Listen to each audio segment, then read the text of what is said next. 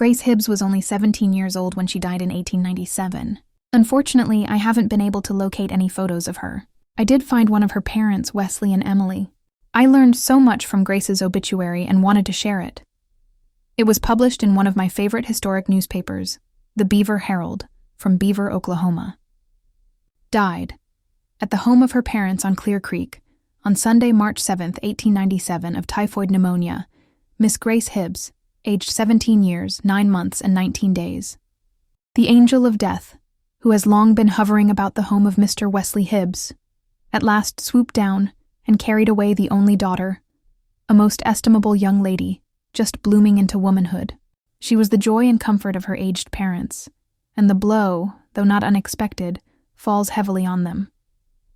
6 months ago, Mrs. Hibbs was taken sick, and for many long, weary days lay at the point of death.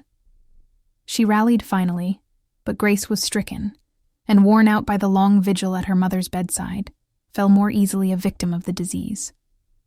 She was bedfast 73 days before the end came. The deceased has resided here since a mere child, and her excellent character and disposition won for her the friendship and respect of all.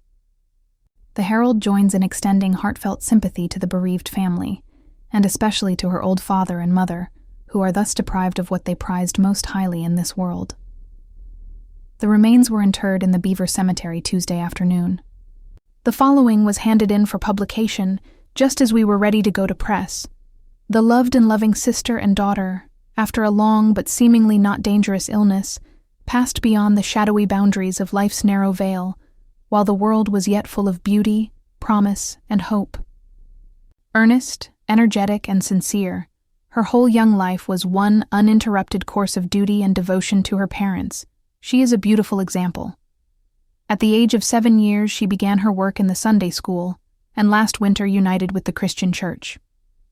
To the loved ones whom her death has left desolate, speech can bring no comfort, but upon her vision has dawned the glorious heaven, where there is no parting, pain, nor death.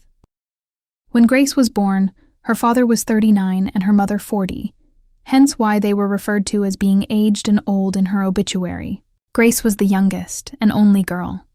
She had 3 older brothers who were 4, 8, and 10 years older than she was. I'm sure the loss of Grace was a huge blow to the family. Thank you for spending a few moments with me today to remember her short life.